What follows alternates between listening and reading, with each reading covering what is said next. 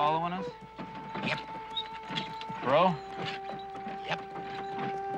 How many? 4.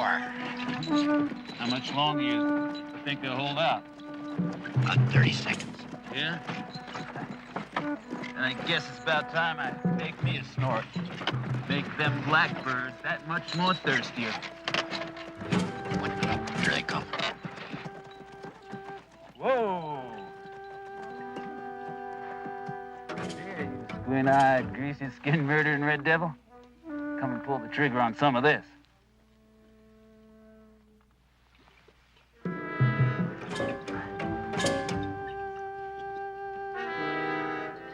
Here you are, Chief. Got one for you, too. From the early 50s onward, it was only possible to reach many Western settlements by crossing land owned by the Indian. And the United States government made treaties with various tribes to ensure safe passage. Sadly, there were always unscrupulous men who abused these treaties, which often led to armed conflict between Indian and white. Some of these conflicts, such as the Army's pursuit of Chief Joseph and the Nez Perce, have been recorded. But there were dozens of other struggles whose records have been lost in the passage of years, but which were no less frightening and deadly to those involved. How much you think them horses will bring? I'd say near 100.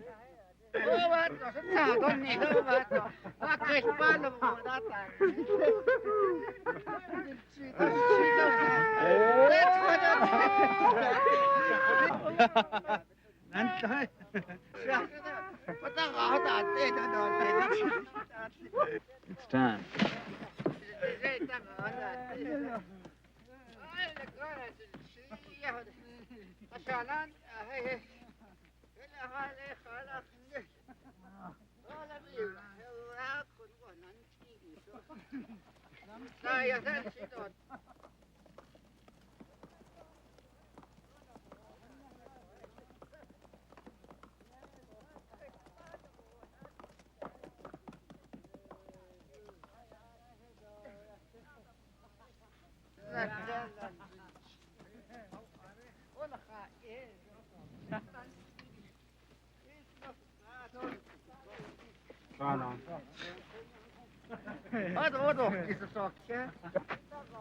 There's one in every crowd.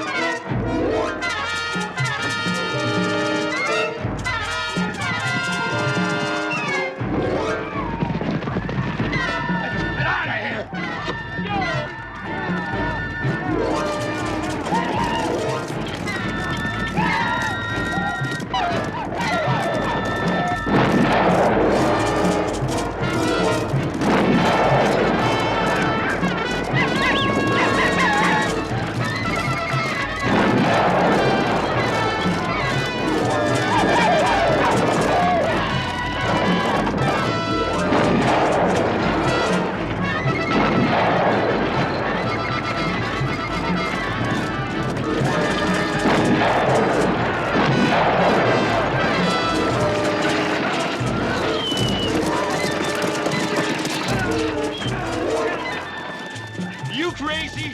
You shoot one of them, they'll lift our hair, sure. All they want is the wagon and the horses. Nail the bustle! Nail the bustle! Scale! Scale!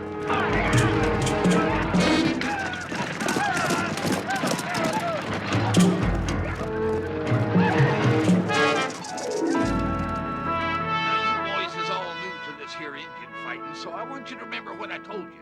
And one more thing. When it comes to fighting Indians, a feller's got to keep his ears to the ground because they's tricky. Now, there you got your gray hawks and your blue hawks. Now, your blue hawks is just your kind of common, everyday, ordinary tornado-type Indian. But them gray hawks, they got a special knack for slipping in on a man. Yes, sir, you'll be out there on the perimeter watching and waiting. And you know they're out there because the hair's standing up on the back of your neck. And you're waiting there, and then pretty soon, as close as a breath, Days on you and got a knife between your ribs, and they're walking away with your gizzard. Yes, and what's more, they'll walk away.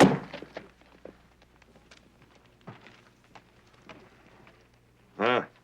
Tell them I'll be right there.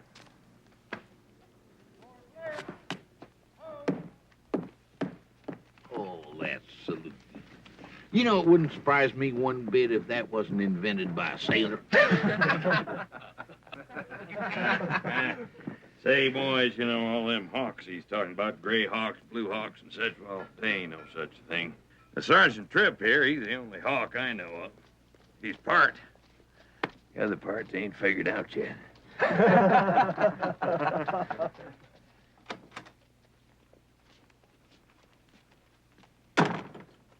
Colonel? Got a job for you, Zeb.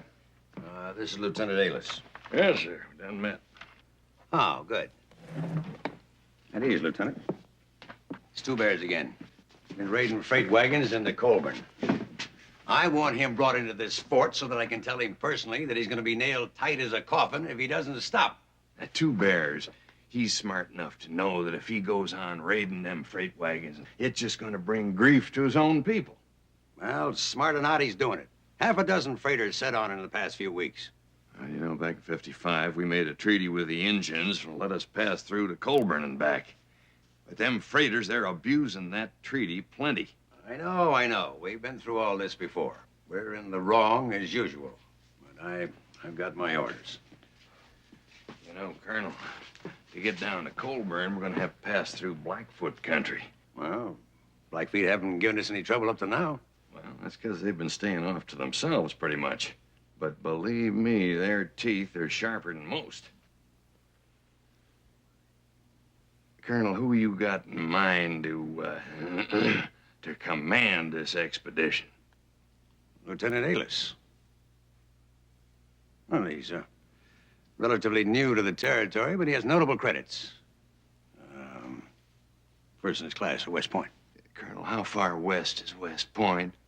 Mr. Macahan, West Point graduates like Lieutenant Aylis here may not know everything there is to know about fighting Indians, but I don't have to tell you that the Academy is the finest military institution that ever turned out an officer. Yes, sir. And in recent years, men at the Academy have undergone specialized training in Indian warfare. Oh, they got a lot of Injuns back there, do they? Macahan, I expect this job to be done. Like I said, Lieutenant Aylis was head of his class. Yes, sir. First light, Lieutenant, take 5 men. Yes, sir. Now, hold on a second. 5 men and Sam Tripp. Tripp? Tripp. You're right. Sam Tripp. Good luck, Aylis. First light. Yes, sir. Permission to question the colonel, sir? Permission granted. Is it essential that Mr. Macahan be associated with this mission, sir? According to your dossier, Lieutenant, you were transferred out here from General Staff because you've been voicing a ferocious desire to fight Indians wherever they can be found. Is that true? Yes, sir. Well, let me put it to you this way, Lieutenant. In our early days out here, before we began hiring men like Macahan, we discovered that some of our officers couldn't find their way back to the fort, let alone find Indians. That answer your question? Yes, sir.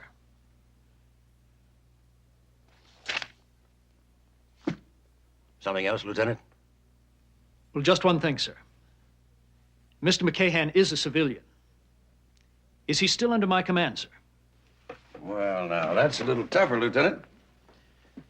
Technically, since Macahan is paid by the Army, he is, by regulations, under your command. However, you may find that his interpretation of that technicality will vary a trifle from your own. Yes, sir.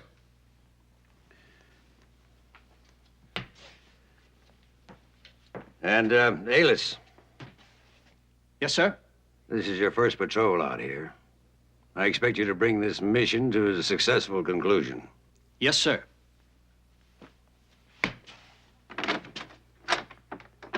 Of course, now, I wouldn't lose too much sleep over it. Being scalped ain't the worst thing in the world that can happen to you. They only take a little piece right from here, clear on into the back there. I knowed a lot of people that lived through it. Of course, it doesn't improve your looks much. There's only one fellow. That was up on the Wind River. Jack was his name. That improved his looks. He was the ugliest looking man you ever saw in your life. Hey, Zeb. Where are we heading? We? Well, sure, you can't do nothing right without me. Well, I don't know, Sam. I don't think I can take you on this one. Why not? Well, because you're making yourself too big a target there. Well, that's the trouble. I gotta see some action. Sitting around here, John, telling stories ain't good for me. Now, where are we heading? Well, it's nothing big. Just on over, take a little ride to Colburn. Colburn. Through Blackfoot country?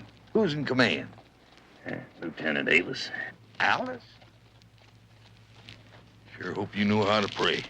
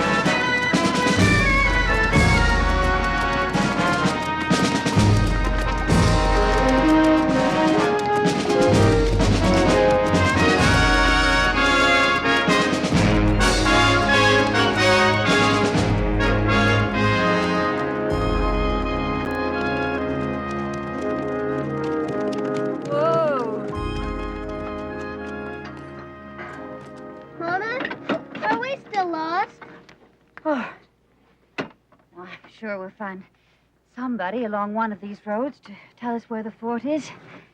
It's just, well, the horses are very tired. We'll have to lighten the wagon some more. Susan, Jeff, climb back there and hand down the chairs.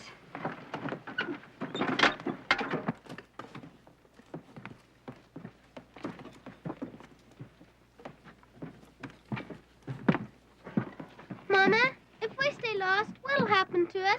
Nothing is going to happen to us because we are not going to stay lost, as you put it. Now, you and your brother just hand down the chairs. The harp weighs more, Mama. The harp stays. I told you that before. Now, just hand down the chairs.